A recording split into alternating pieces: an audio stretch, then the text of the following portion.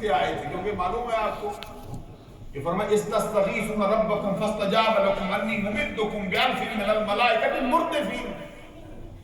یاد کرو جب تم اپنے رب سے فریاد کرتے تھے اور تمہارے رب نے تمہاری فریاد کو سن لیا تھا اور فرمایا تھا میں تمہاری مدد کرنے والا ہوں، مدکم بألف من الملائکۃ مردفین، 1000 فرشتے جو پے در پہ آ رہے ہیں، صف باندھے ہوئے آ رہے 1000 فرشتے۔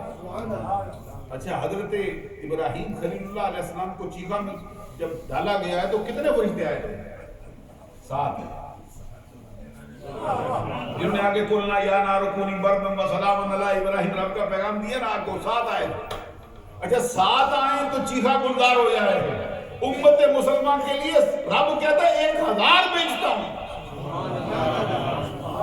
اللہ تبارک و تعالیٰ کی شان ہے کہ نبی اکرم صلی اللہ علیہ وسلم کے لیے 1000 فرشتے مردفین۔ یہ مردفین کیا ہوتا ہے؟ ردیف ہوتی ہے نا، ردیف کیا مطلب ہے؟ ایک کے بعد دوسرا، دوسرے کے بعد تیسرا، تیسرے کے بعد، یہ سب مانے کو لین آ رہی ہے۔ یہ فرشتوں کو بھی اللہ تبارک و تعالیٰ نے یہ لائن وار میں سب بستہ ہے۔ تو یہاں فرمایا 1000، آگے فرمایا سورہ آل عمران میں ایک مقام پہ فرمایا کہ بثلاثۃ آلاف من الملائکۃ مبتلین، میری طرف سے تو 3000 فرشتوں کی فوج آئی۔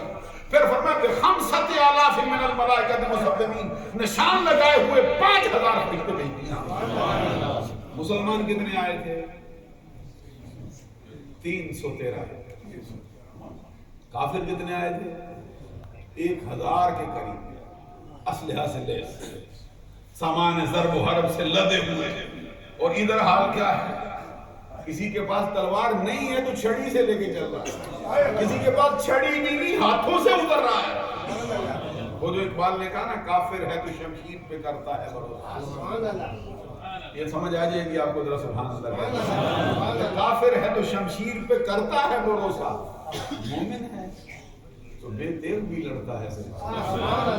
پھر کافر کو تلوار پہ بھروسہ ہوتا ہے، ان کو کس پہ بھروسہ ہے؟ ان کو رب کی عطا پہ بھروسہ ہے، رب کی رحمت پہ بھروسہ ہے، رب کی جو ان کو قوت آ رہی ہے اس پہ بھروسہ ہے۔ 313 لے کے آئے، ادھر 1000 کی۔ اس کا واقعہ جو ہے نا یہ بڑی تفصیل سے، یہ باقاعدہ کوئی منصوبہ بندی کے تحت نہیں ہوا، اچانک یہ مادہ وجود میں آیا ہے۔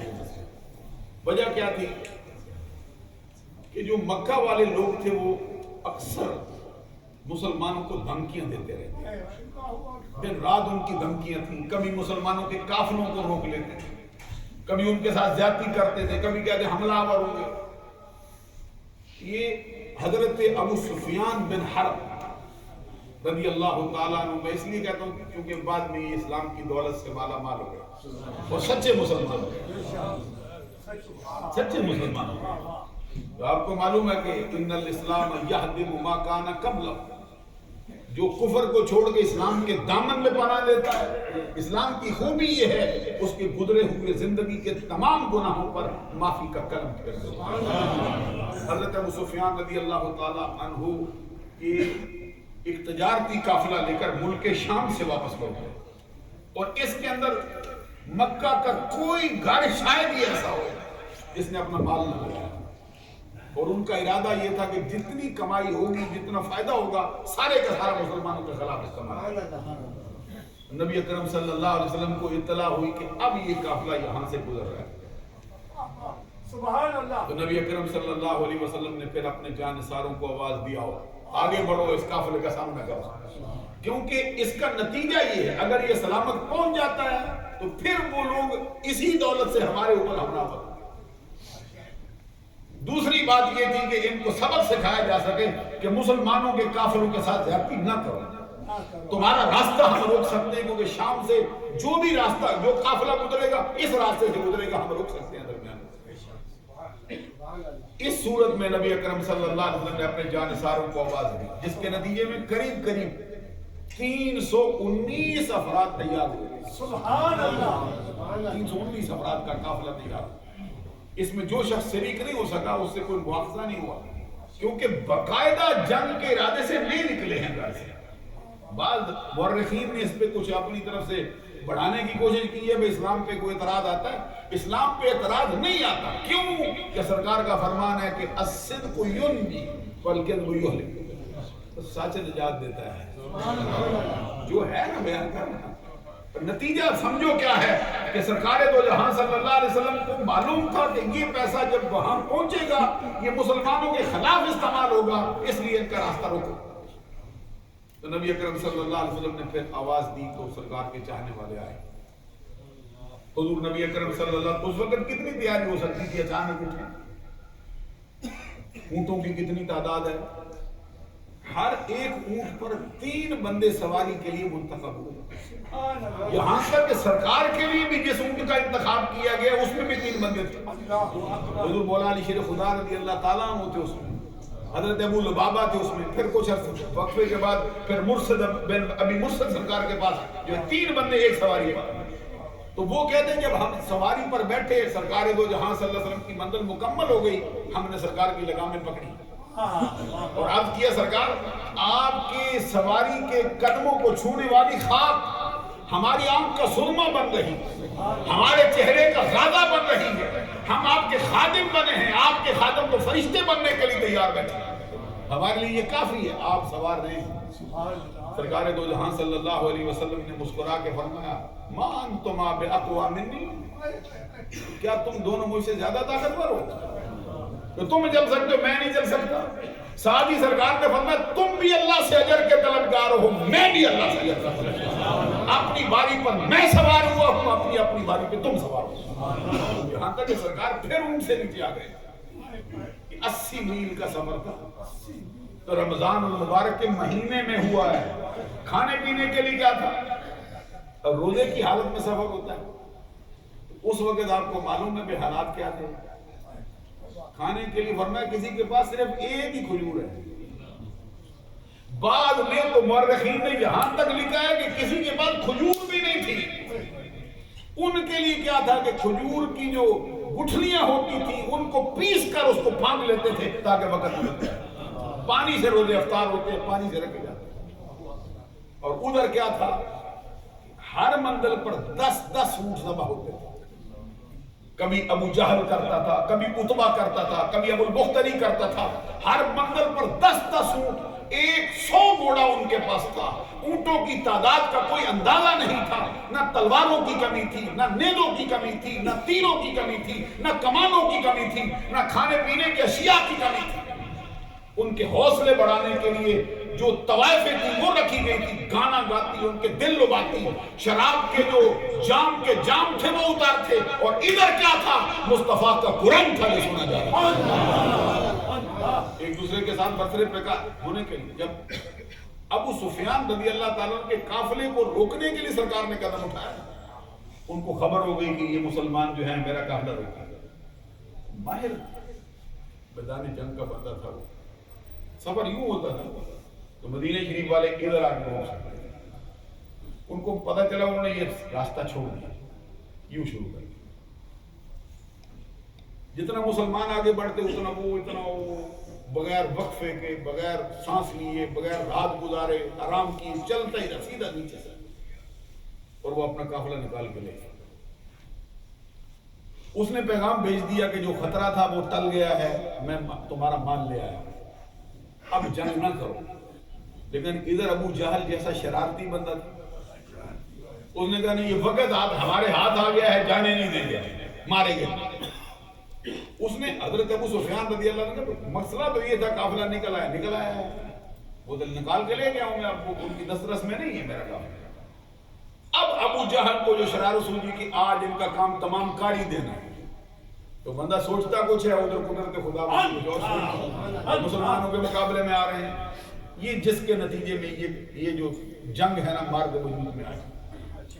حضور نبی اکرم صلی اللہ علیہ وسلم نے صحابہ کرام کو جمع کیا تھا اور سرکار نے ان کے سامنے یہ بات رکھی تھی، کون ہے جو میرا ساتھ دے گا؟ حضرت مقداد بن اسود ایک انصاری صحابی، کیونکہ اس میں مہاجرین کی تعداد بہت کم ہے. صحیح بخاری میں تو یہ لکھا ہے کہ 60 سے کچھ زائد بندے مہاجر تھے. 260 سے اوپر کچھ بندے ایسے تھے جو سارے کے سارے انصار مدینہ تھے.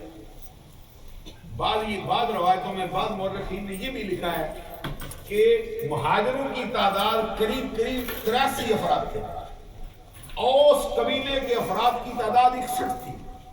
خزرج کے قبیلے کی تعداد جو ہے وہ 260 کے قریب تھے. اس طرح کل ملا کر 219 کے قریب بندے تھے جن میں نبی اکرم صلی اللہ علیہ وسلم نے کچھ جاسوسی کے لیے رکھے, کچھ واپس مدینہ شریف بھیجے, کچھ سرکار دو جہاں صلی اللہ علیہ وسلم نے دیگر امور پر ان کو مقرر فرمایا. اور پھر جن میں جنگ لڑی ہے, ایک قول تو 313 کا مشہور ہے, دوسرا قول یہ ہے کہ 205 یا 206 افراد 305 یا 306 افراد تھے جو براہ راست میدان جنگ میں شریک ہوئے. اچھا, اس پر بھی بات ہوئی ہے کہ 306 یا 305 کیوں کہا گیا. کہتے کچھ لوگوں نے سرکار دو جہاں کو شامل کیا, ان کے نزدیک 306 ہیں, کچھ لوگوں نے شامل نہیں کیا, ان کے نزدیک 305 ہیں. تو بدر کے میدان, بدر کنویں کا نام ہے. سرزمین مدینہ المنورہ سے جنوب کی جانب بمائل مغرب, وہاں پر ایک میلہ لگتا تھا پہلے جاہلیت کے زمانے. وہاں پر یہ سامنے دونوں آمنے سامنے نبی اکرم صلی اللہ علیہ وسلم کا قافلہ رات کو پہنچا.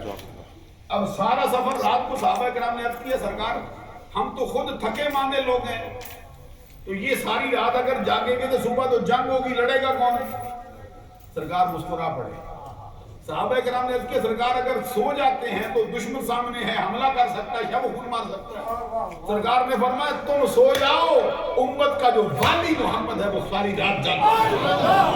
سرکار کو جہاں وہ مجھے بات کہہ رہا تھا مقداد بن اسود سے سرکار کے دان, سرکار میں کون ہے جو میرا ساتھ ہے؟ مقداد بن اسود کھڑے. انہوں نے عرض کیا سرکار ہم موسیٰ کی قوم نہیں ہیں جو ہم یہ کہیں اذهب انت وربك فقاتلا انا هاهنا قاعدون. یہ موسیٰ علیہ السلام نے جب اپنی قوم سے کہا چلو میرے ساتھ جنگ لڑو, انہوں نے کہا تم جاؤ تمہارا بھائی جائے, انت تو جائے, تو جا اور تیرا رب جائے. ماشاءاللہ بھائی نکل گیا میری زبان سے. انت وربك, تو اور تیرا رب جائے, لڑو, ہم یہاں بیٹھے ہیں آرام سے, جیت جاؤ گے پھر ہمیں بلا لینا. معلوم ہے موسیٰ کی قوم اور ہے, مصطفیٰ کی قوم اور. مقداد بن اسود رضی اللہ تعالی عنہ جو ہے وہ انہوں نے جواب میں سرکار سے عرض کیا سرکار ہم لڑیں گے آپ کے ساتھ مل کے. کس کے ساتھ لڑیں گے؟ فرماتے سرکار وَلَكِنَّا نُقَاتِلُ عَنْ يَمِينِكَ وَعَنْ شِمَالِكَ وَبَيْنَ يَدَيْكَ وَخَلْفَكَ. آقا ہم آپ کے ساتھ آپ کے دائیں بھی لڑیں گے, آپ کے بائیں بھی لڑیں گے, آپ کے آگے بھی لڑیں گے, آپ کے پیچھے بھی لڑیں گے. حضرت عبداللہ بن مسعود رضی اللہ تعالیٰ عنہ کہتے ہیں کاش یہ جملہ میری زبان سے نکلا ہوتا. کہتے میں دیکھ رہا اشرا کا وجہ ہوں, کہتے میں نے دیکھا سرکار کا چہرہ مسرت کے انوار سے چمکتا, ایسا ہو گیا جیسے گلاب ہوتا ہے سرکار کا چہرہ. حضور نبی اکرم صلی اللہ علیہ وسلم مسکرا پڑے, اور جب ان کا یہ وعدہ سنا تو سرکار دو جہاں صلی اللہ علیہ وسلم نے اسی وقت اعلان فرمایا آج کے بعد انصار کا خون محمد کا خون ہے, انصار کی اخوت مصطفیٰ کی اخوت ہے. جو انصار کی طرف دشمنی کی آنکھ سے دیکھے گا محمد اس کی آنکھ کو مٹا ڈالے گا. نعرہ تکبیر, نعرہ رسالت, یا رسول اللہ, صحابہ کرام, میدان جنگ قائم ہوا نا, وقت اتنا نہیں ہوتا, میں بہت درمیان میں مجھے رکنا پڑ جاتا ہے. میں خصوصی 2 کتابیں بھی ساتھ لایا, ایک مسئلہ سمجھانے کے لیے, ایک صحیح مسلم ہے, ایک صحیح بخاری ہے. کیونکہ یہ تو آپ غزوے کا حال تو کسی اور مسجد میں بھی آپ سنیں گے نا, تو کوئی بد عقیدہ بندہ بھی بیان کرے گا, لیکن کچھ باتیں خصوصی ہیں جو عقیدے کی درستگی کے لیے. ابھی رات کو جب پہنچے تھے نا, سرکار نے اپنے ہاتھ میں ایک چھڑی لے کے سرکار بڑے فرمایا با صحابہ کو ساتھ لیا. کون ہوں گے ساتھ؟ تو کون ہوتا ہے؟ ابو بکر ہوتا ہے, فاروق اعظم ہوتے ہیں سرکار کے ساتھ. یہ ہستیاں اس دن سرکار کے ساتھ آقا کونین صلی اللہ علیہ وسلم نے پورے میدان کا چکر لگایا, اور چکر لگا کے سرکار نے کیا فرمایا؟ یہ صحیح بخاری, صحیح مسلم ہے, جلد اس کی 2 میں, صفحہ نمبر اس کا 102 ہے. میں آپ کی خدمت عالیہ میں اس سے دیکھ کے سنانا چاہتا ہوں. سرکار نے چھڑی جیسے نشان لگایا, ہاذا مسرع فلان, ہاذا مسرع فلان, ہاذا مسرع فلان غدن انشاءاللہ تعالی، غدن انشاءاللہ تعالی۔ سرکار نشان لگاتے جاتے تھے اور فرماتے جاتے تھے یہ وہ جگہ ہے جہاں فلاں کافر گر کے مرے گا، یہ وہ جگہ ہے جہاں کافر کی لاش پڑکے گی، یہ وہ ہے جو یہاں تڑپے گا۔ سنیے دیکھیے کہ ہذا فقال رسول اللہ صلی اللہ علیہ وسلم، آقا کونین صلی اللہ علیہ وسلم نے فرمایا ہذا مصرع فلان ویدہ یدہ علی الارض، ہاں ہونا وہاں ہونا۔ سرکار کبھی ادھر نشان لگاتے، کبھی ادھر اپنا ہاتھ رکھتے، کبھی ادھر ہاتھ رکھتے، کبھی فرماتے عتبہ یہاں مرے گا، شیبہ یہاں مرے گا، ولید یہاں مرے گا، ابو جہل یہاں مرے گا۔ اب جو لوگ کہتے ہیں پتہ ہی نہیں کہ کل کیا ہونے والا ہے، سبحان اللہ کہو۔ یہ کتاب تو کسی بریلوی نے تو نہیں لکھی، حدیث کی کتاب ہے، صحاح ستہ میں بخاری کے بعد سب سے اونچا درجہ رکھتی ہے۔ آقا کونین صلی اللہ علیہ وسلم نے جنگ کا معاملہ رونما ہونے سے پہلے فرما دیا سرکار نے یہاں فلاں کافر مرے گا، فلاں کافر مرے گا۔ کیا کہتے قال فما مات احدهم ان موضع ید رسول اللہ صلی اللہ علیہ وسلم، کہتے جس جگہ پر مصطفیٰ نے نشان لگایا تھا کوئی ایک کافر بھی ایسا نہیں تھا جو ایک انچ بھی آگے پیچھے ہو کے مرا ہو۔ کل آنے والی خبر سرکار نے آج ہی پہنچا دی۔ اب معلوم ہوا کہ نبیوں کو اللہ تبارک و تعالیٰ آنے والے کل کی بھی خبر دیتا ہے۔ ایک بات میں اور کرنا چاہتا تھا لیکن تھوڑا سا ہو سکتا ہے ماشاءاللہ۔ حضرات ایک بات اور میں کہنا چاہتا ہوں آپ سے، یہ ویسے جنگ کا منظر تو بہت خوبصورت ہے، بیان بھی ہونا چاہیے، لیکن میں ایک اہم بات کہنا چاہتا ہوں۔ جب مسلمانوں کو اس میں فتح ہوئی، علامہ اقبال رحمۃ اللہ علیہ کہتے ہیں کہ یہ فضائے بدر پیدا کر، فرشتے تیری نصرت کو اتر سکتے ہیں گردوں سے قطار اندر قطار آتی۔ بدر کی فضا پیدا کرے نا 1300 ہی لے کے آ جائے، 313 لے کے آ جائے، 1000 کے مقابلے میں اللہ پہ بھروسہ کرے شکست نہیں ہوتی۔ اللہ تبارک و تعالیٰ تمہارے ساتھ ہے، واللہ مولاکم، اللہ تمہارا مولا ہے۔ میں مسئلہ تو کھولنا چاہتا ہوں لیکن مجھے ذرا ڈر ہے کہ وقت زیادہ بیت نہ جائے۔ 2-4 منٹ لگا سکتا ہوں، سب کہیں گے تعالیٰ 2 منٹ میں ختم کر دوں گا۔ یہ صحیح بخاری ہے اور جلد اس کی 2 ہے، صفحہ نمبر اس کا 566 ہے۔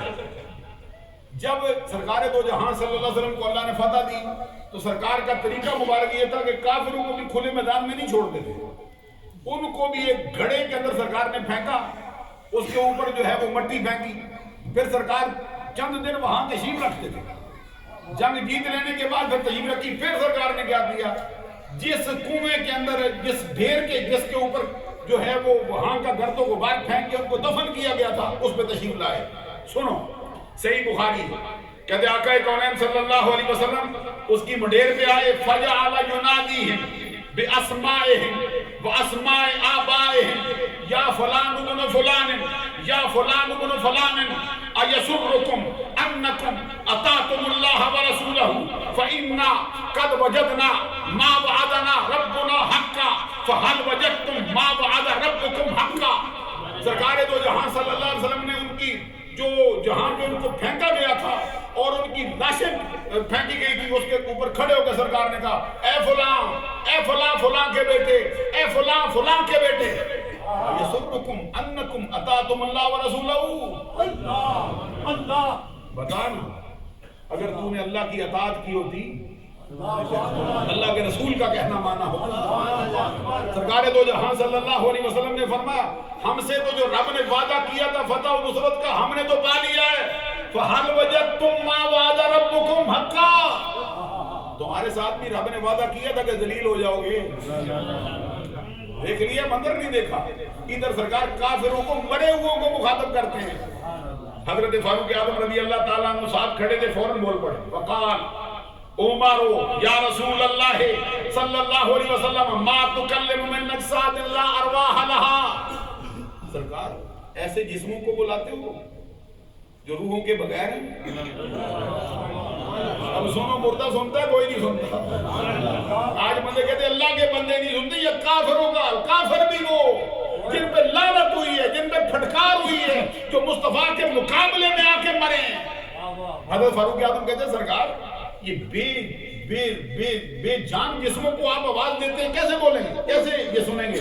فقال النبی صلی اللہ علیہ وسلم والذی نفس محمد بیدہ ما انتم باسماء لما اقول منہم، سرکار نے فرمایا اس ذات کی قسم جس کے قبضہ قدرت میں محمد کی جان ہے، عمر تو ان سے زیادہ سننے والا نہیں ہے۔ سبحان اللہ کی آواز اب سرکار جتنا زندہ بندہ سنتا ہے اتنا یہ بھی سنتے ہیں۔ ایمان سے کو کافر سن سکتا مرا ہوا تو اللہ کا بندہ، اللہ تعالیٰ عمل کی توفیق عطا فرمائے۔